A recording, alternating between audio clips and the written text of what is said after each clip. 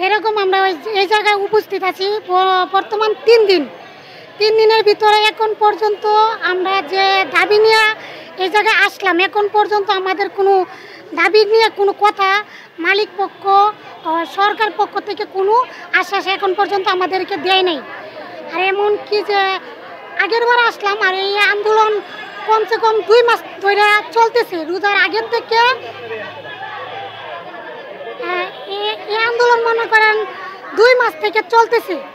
এখন পর্যন্ত মালিক পক্ষ বা সরকার পক্ষ আমাদেরকে ডেট দিছিল 2 বার থেকে 3 বার।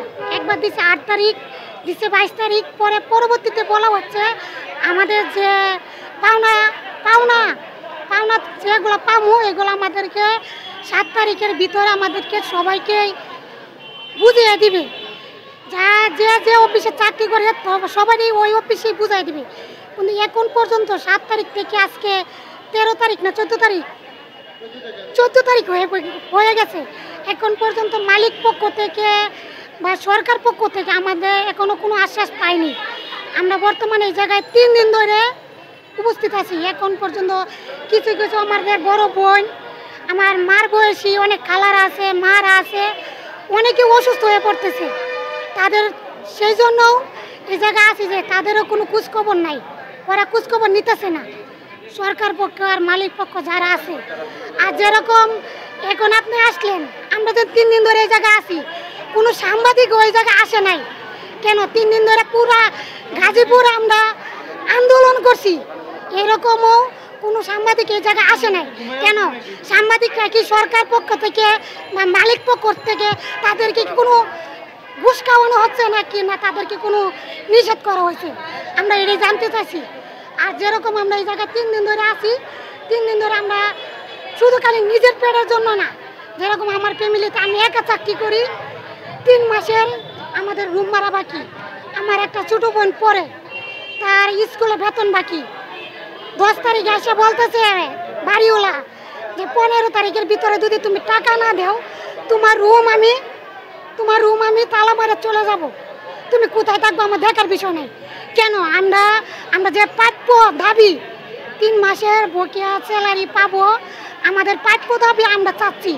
আমরা তো মালিকের কাছে ভিক্ষা চাইতেছি না যে আমাদেরকে ভিক্ষা দাও, বা সরকারের কাছে ভিক্ষা চাইতেছি না যে আমরা ভিক্ষা করে চলতে চাইতেছি। আপনি এই অফিসে কতদিন যাবত চাকরি করেন? আমি এই অফিসে 5 বছর ধরে চাকরি করি। আপনি আরো 5 মাসের স্যালারি পাবেন?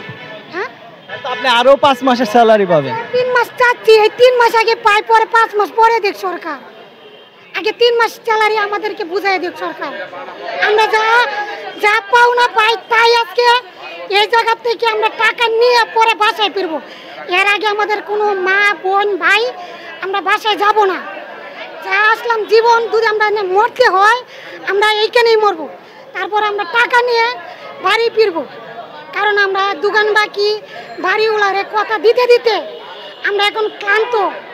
হ্যাঁ, আমরা যদি রাস্তাটা চলিও তাও দোকান বাকি দোকানদাররা বলে কি ওরা অবুক অফিসে চাকরি করে, টিএনজেডে চাকরি করে, তাদেরকে রুম কিছু দেওয়া যাবে না। রুম ভাড়া নিতে চাইলেও তা বলে কি তারা তো সময় মতো রুম ভাড়াই দিতে পারে না, তাদেরকে কেন আমরা রুম ভাড়া দেবো?